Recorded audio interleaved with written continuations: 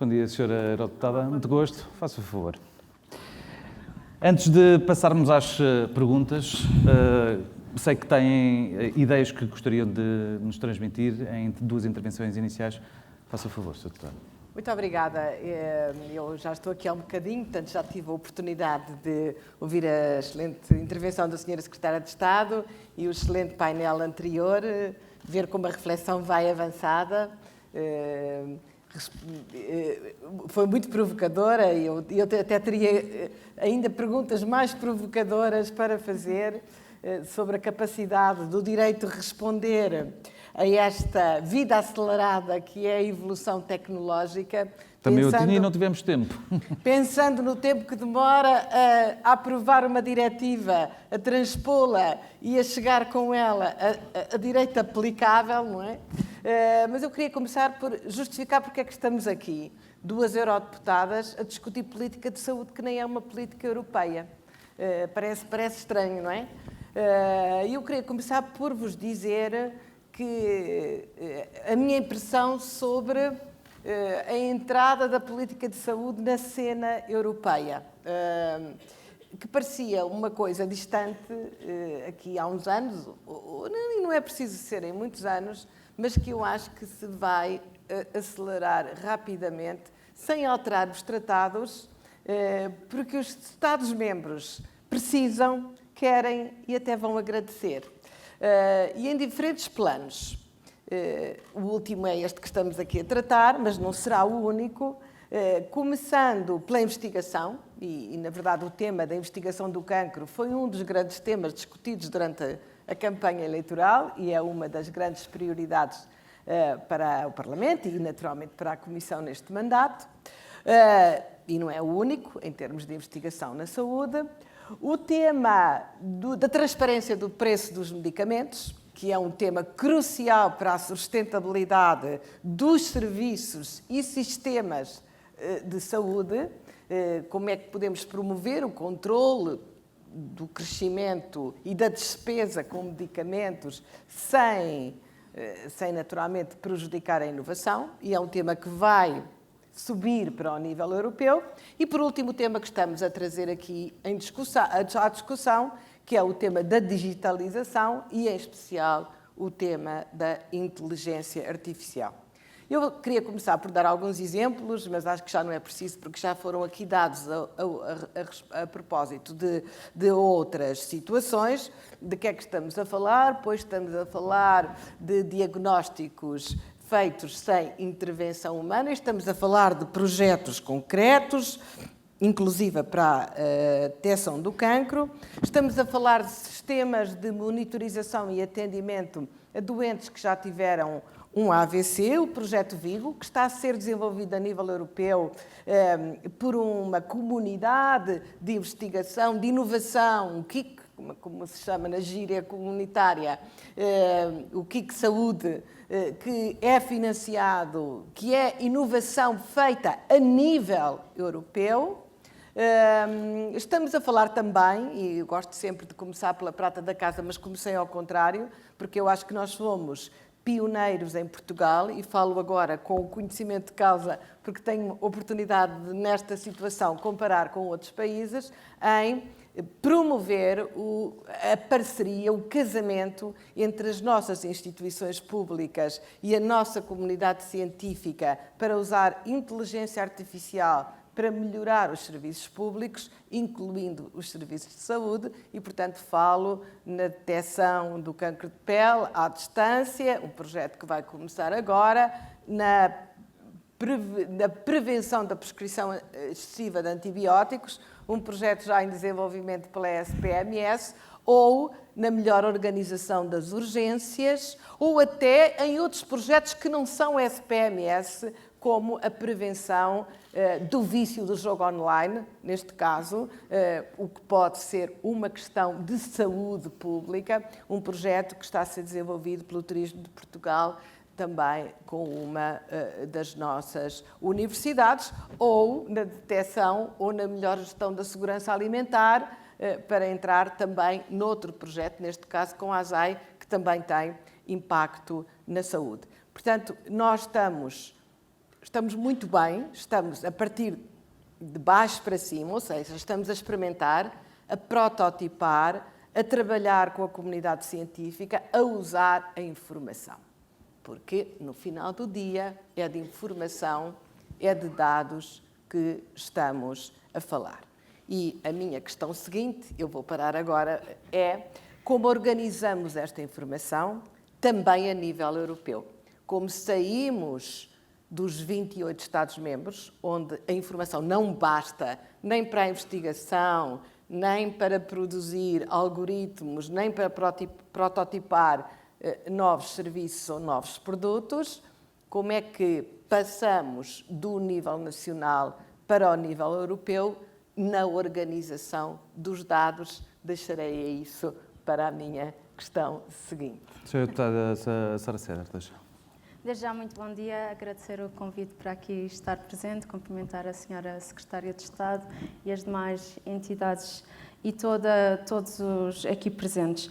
Aqui na União Europeia, e mais em concreto no Parlamento Europeu, é de facto, e está consagrado nos tratados do funcionamento da União Europeia, que a prestação de cuidados de saúde é da responsabilidade dos Estados-membros, mas tal como a minha colega eurodeputada já o referiu, a saúde transpõe muito mais e vai muito mais além da prestação de cuidados de saúde, e aqui a União Europeia também tem uma responsabilidade muito grande em termos de segurança. E falando um pouco nos trabalhos que estamos a desenvolver no Parlamento Europeu, e desde já dizer aqui que foi aprovada já esta semana uma resolução acerca da transformação digital na saúde, portanto um tema bem atual, uma semana em que trabalhamos muito neste tema e terminá-la nesta sessão é sem dúvida uma mais-valia, ouvindo já os painéis que aqui já passaram e quais são os desafios e oportunidades para o futuro. Este é um trabalho que iniciou-se na anterior legislatura e tenho aqui a saudar o trabalho desenvolvido pelo meu colega eurodeputado, o Carlos Serrinho, que também foi autor desta resolução na legislatura passada e em que eu abracei e desenvolvemos um trabalho de negociação durante estes meses, desde julho, e que culminou agora na aprovação do Parlamento Europeu.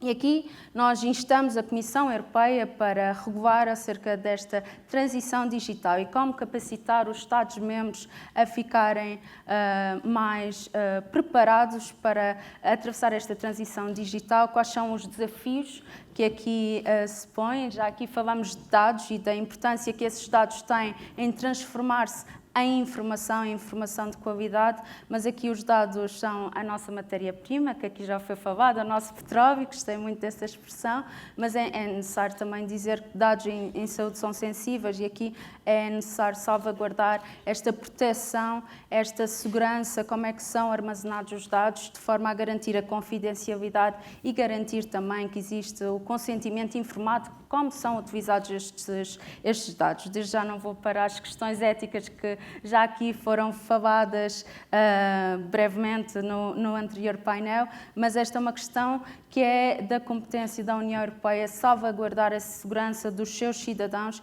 e, sem dúvida, também informar quais serão as mais-valias para de utilizar os dados em saúde. A minha colega já falou aqui da investigação.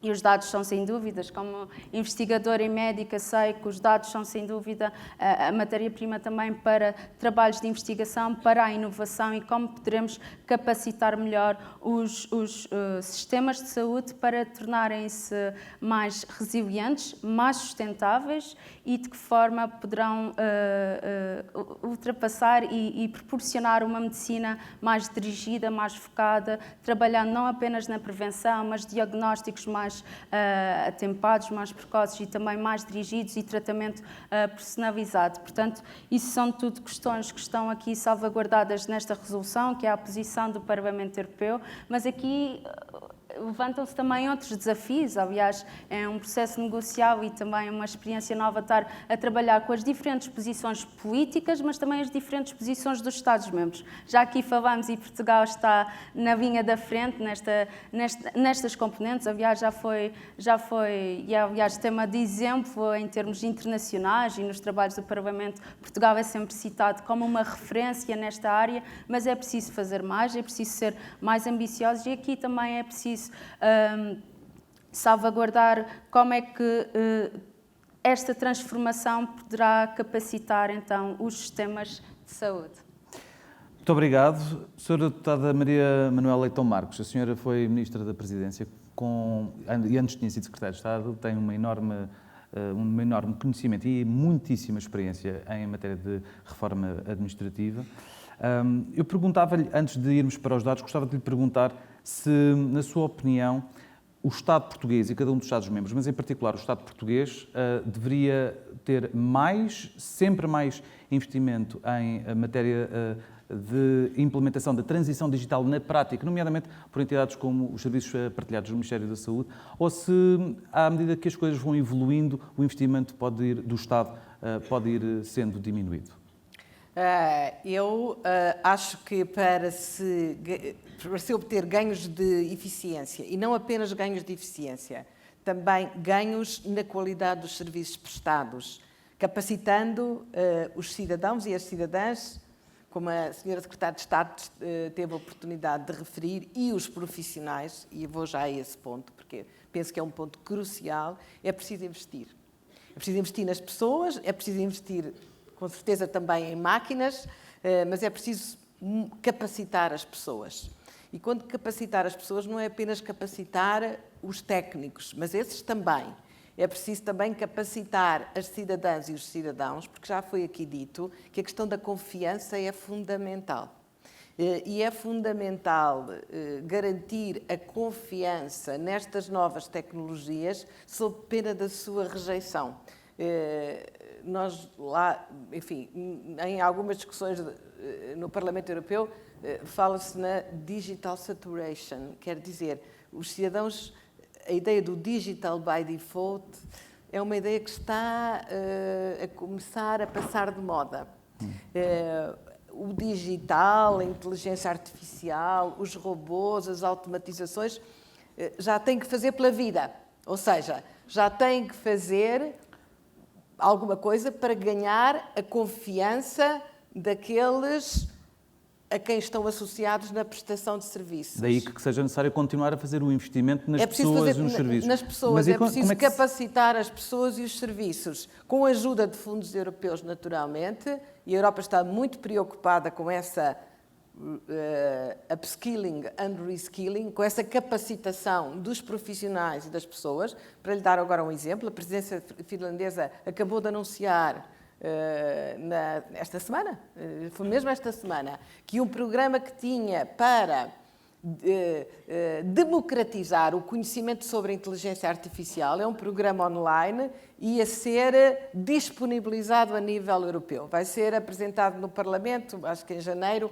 ou em fevereiro, porque este conhecimento não pode ser dado apenas aos especialistas, com certeza que eles têm que conhecer, e vimos aqui 3 conceituados juristas que tiveram com certeza que fazer um enorme esforço para falarem aqui tão bem, tiveram que partilhar conhecimento com engenheiros, com programadores, para conseguirem pensar a responsabilidade dos dados, quem é que é o responsável pela má programação eventual, tiveram que pensar sobre isso, mas tem que ser também um conhecimento partilhado com a população em geral para manter esta confiança no mundo digital. E, portanto, eu acho que se há investimento há com certeza muitos outros investimentos, mas se há investimento que vale a pena para não ficar para trás, é o investimento em áreas de ponta, como vimos agora aqui, com os exemplos que eu dei, prototipar novos serviços e novos produtos na área do mundo digital. Este é um ponto muito importante e podia dar mais exemplos, mas, simultaneamente, democratizar o conhecimento. Simultaneamente fazer o que estamos a fazer aqui. Partilhar com todas e com todos, cidadãs, cidadãos, doentes, profissionais, cidadãs e cidadãos em geral que não estão doentes nem são profissionais, o que é inteligência artificial, para que é que serve, que não são só máquinas, que não são só robôs, é informação, é usar a informação para desenhar melhores políticas públicas, seja na área da saúde, seja na área do ambiente, seja na área da educação para prevenir o insucesso escolar. E estou a falar só de exemplos que estão por aí na comunidade científica portuguesa e em instituições públicas portuguesas, por exemplo, prevenir o desemprego de longa duração. Saber que aquele trabalhador, com as qualificações que tem, se não lhe dermos um atendimento personalizado, se transformará num desempregado de longa duração. De modo a não deixar ninguém para trás. Porque corremos o risco de nós que estamos aqui, que adoramos, que já pensamos muito high level, olhar para trás e ficar uma multidão atrás de nós que é contra porque não sabe. Porque o desconhecimento é muito, muito perigoso e alimenta muito daquilo que no Parlamento E já agora, chamamos populismo. antes de passar para a sua colega eurodeputada, o desconhecimento existe também e a falta de mudança de mindset existe também ao nível dos governantes? Claro, quer dizer, eu quando digo que claro que existe, ou por outra, corre o risco de existir governantes, eurodeputados Existe, e ou até corre- comissários.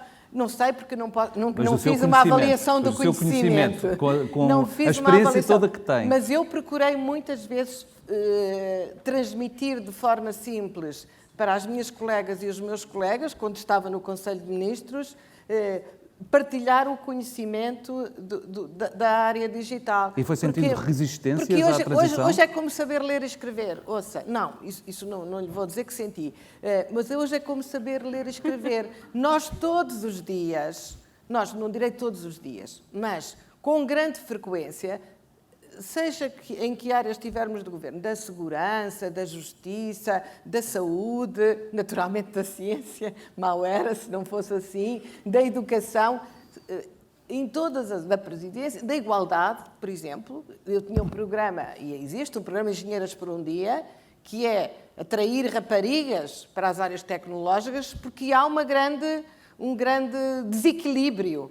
Há muito mais homens do que mulheres nas profissões tecnológicas, que vão ser as profissões do futuro, que vão ser as mais bem pagas. Portanto, é preciso prevenir essa desigualdade. Portanto, esse conhecimento, obviamente, que tem que estar em todos os decisores de políticas, seja a nível nacional, seja a nível local, as smart cities são geridas localmente, seja a nível europeu, sob pena de se cometerem erros muito grandes em termos de futuro. Como disse a senhora Secretária de Estado, não será toda, mas muita da sustentabilidade do Serviço Nacional de Saúde passará pela forma inteligente como souber usar as tecnologias, não apenas para melhorar a eficiência, porque a procura, o preço dos medicamentos, a demografia cria uma grande pressão sobre a despesa no SNS, mas também para melhorar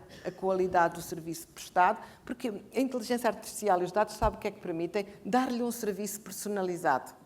Quando chega, nós sabemos o que precisa, nós conhecemos a pessoa, nós conhecemos o doente.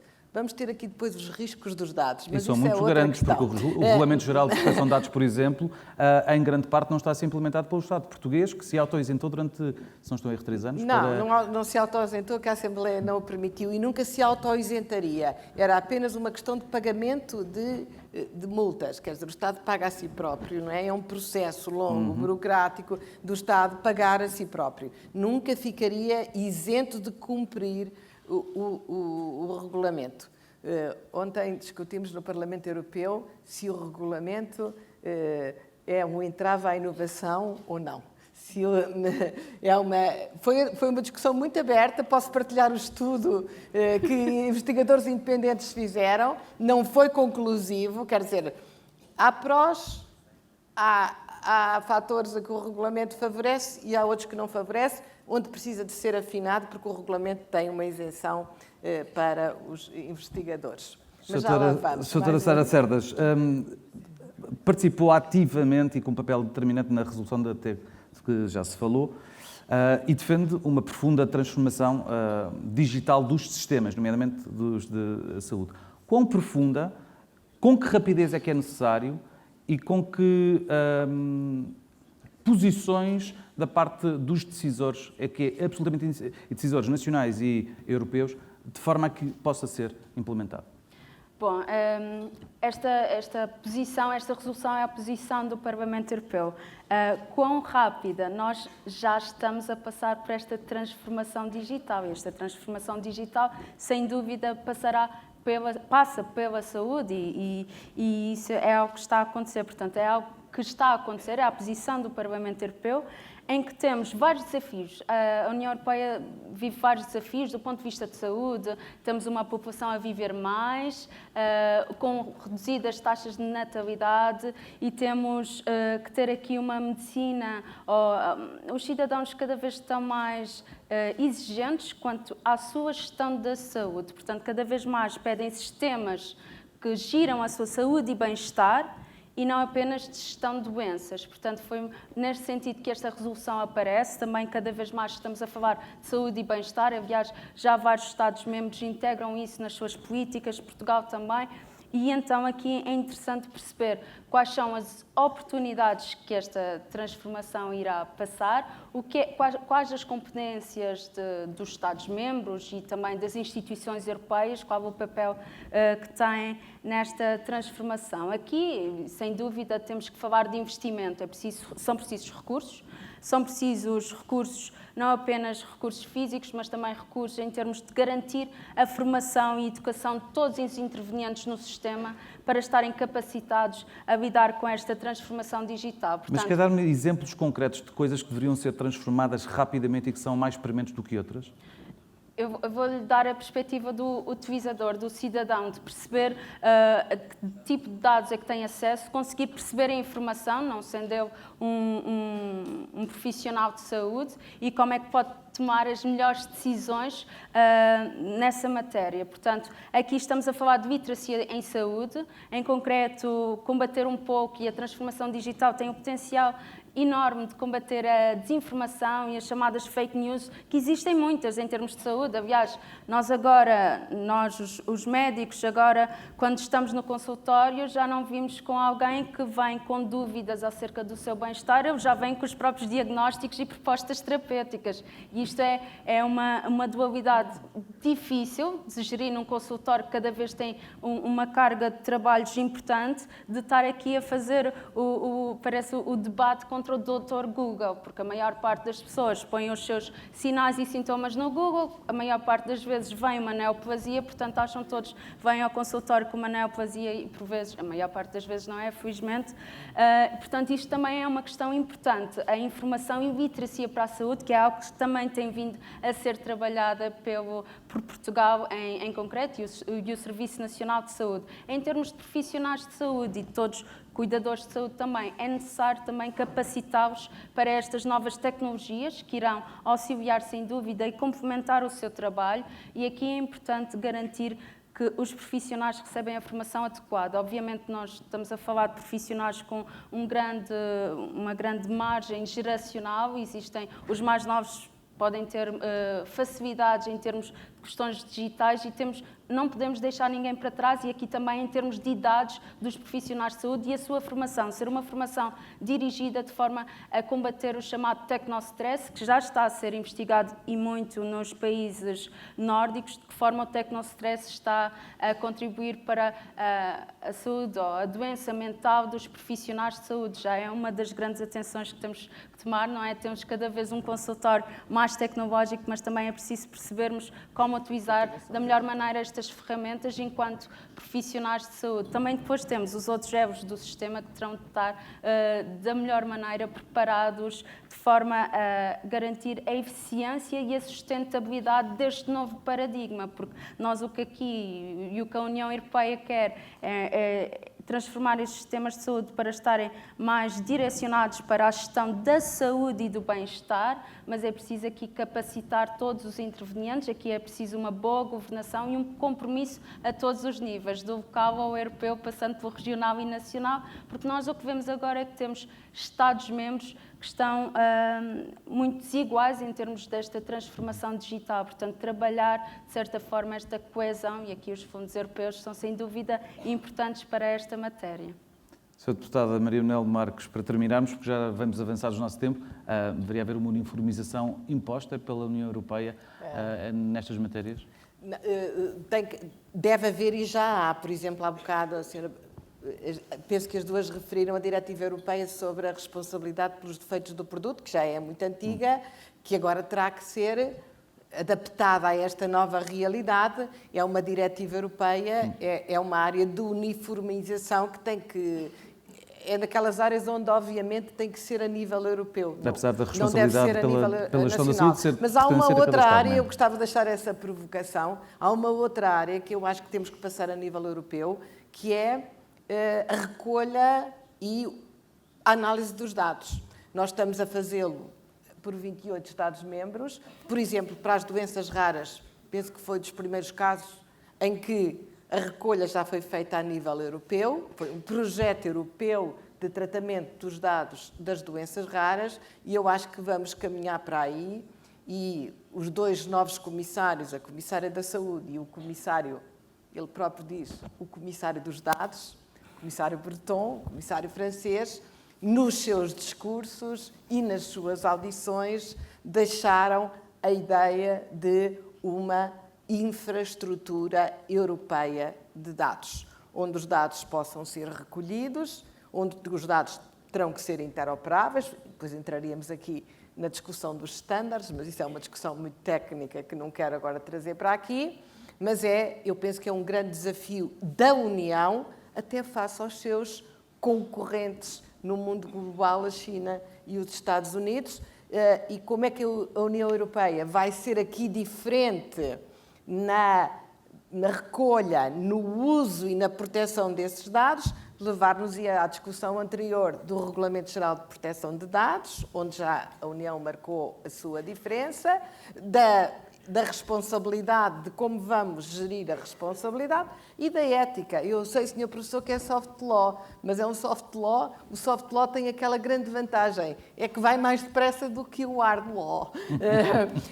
Portanto, nós discutimos outro dia no Parlamento se não devemos ter aqui um modelo misto de corregulação, de soft law e hard law, para termos também uma parte flexível que possa acompanhar a evolução da ciência e da tecnologia. É um grande desafio onde, como disse, e comecei por aí, estou segura de que a política de saúde se vai transformar em europeia por necessidade, por colaboração entre os Estados-membros, por desejo dos próprios Estados-membros de encontrar soluções conjuntas, porque as soluções individuais não são suficientes, e volto à transparência dos preços e ao seu controle dos medicamentos mais inovadores e esta questão da inteligência artificial.